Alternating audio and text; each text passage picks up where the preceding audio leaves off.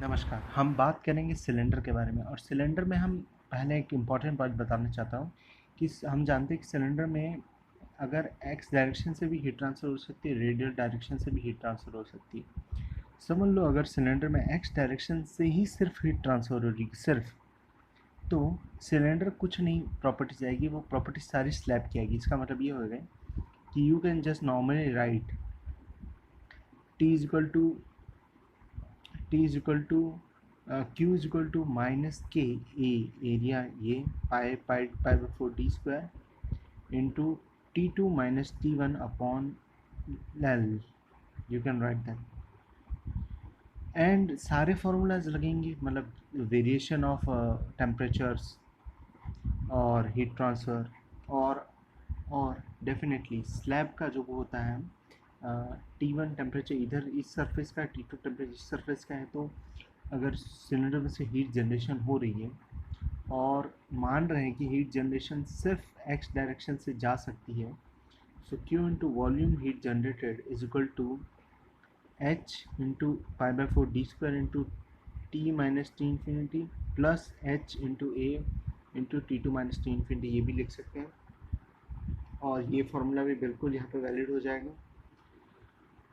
देखना, इस फार्मूला में एक इम्पॉर्टेंट बात है, फार्मूला हमने डिराइव तब किया है जब हमने कांस्टेंट थर्मल कंडक्टिविटी ली, के को कांस्टेंट लिया है। अगर के कांस्टेंट नहीं होगा तो फिर से इस फार्मूला को डिराइव करना पड़ता है, जैसे कि 2022 के क्वेश्चन में आया था।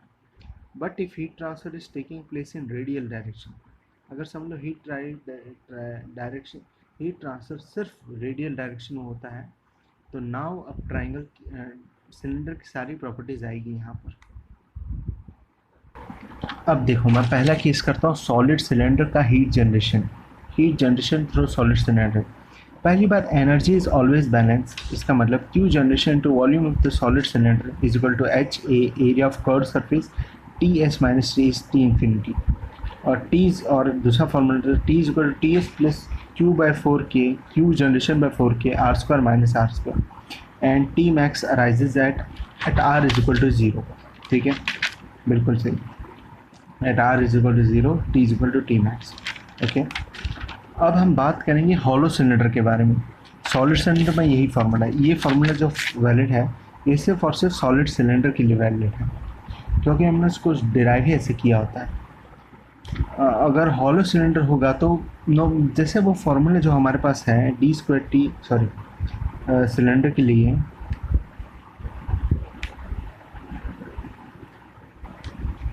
क्यूब बाय के इज इक्वल टू ज़ीरो, ये जो फार्मूला है ये किसी के लिए भी वैलिड है, बट सिलेंडर में, क्योंकि सिलेंडर के कोऑर्डिनेट्स है, इसलिए सिलेंडर में सॉलिड हो या हॉलो हो, ये फार्मूला भी यहीं से आया है। अगर हॉलो का निकालना है तो यहीं से लाना पड़ेगा। और क्या करना पड़ेगा मैं बताता हूँ।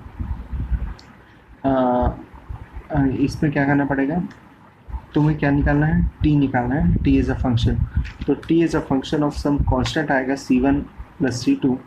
तुम्हें ऐसा करना पड़ेगा at R is equal to bigger R T is equal to T2, at R is equal to small R T is equal to T1। ऐसा करके हॉलो सिलेंडर का भी एक आ जाएगा। और एक और बात है, इंपॉर्टेंट बात है, तो उससे आ जाएगा। ठीक है, और temperature as function of something आ जाएगा। एक और बात है कि जितनी हीट प्रोड्यूस्ड होगी बॉडी से उतनी हीट बाहर जानी चाहिए, चाहे हॉलो हो या सॉलिड हो या कुछ भी। सो ये हॉलो सिलेंडर है, इसके शेडेड पोर्शन से जितनी Q into volume of the shaded portion is equal to H A T surface minus T infinity, ये हमेशा वैलिड है। देखो, ये वाला क्वेश्चन 1.46 करना बहुत इंपॉर्टेंट है, क्योंकि मुझे इस चीज़ पर डाउट है।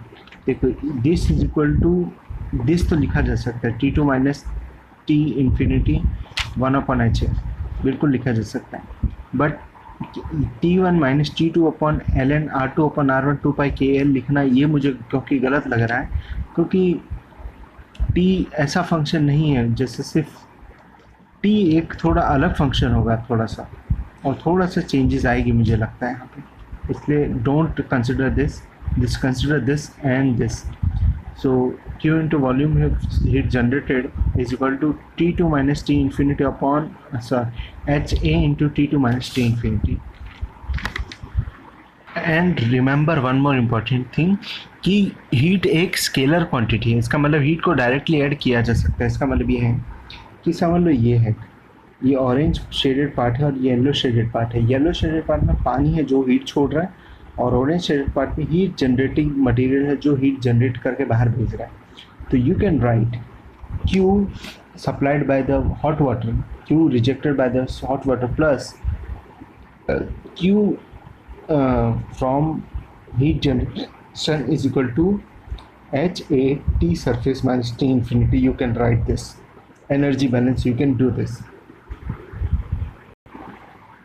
सो फाइनली ये मतलब है कि इस शेडेड पार्ट से जितनी हीट जनरेट होगी उतनी हीट बाहर जाएगी।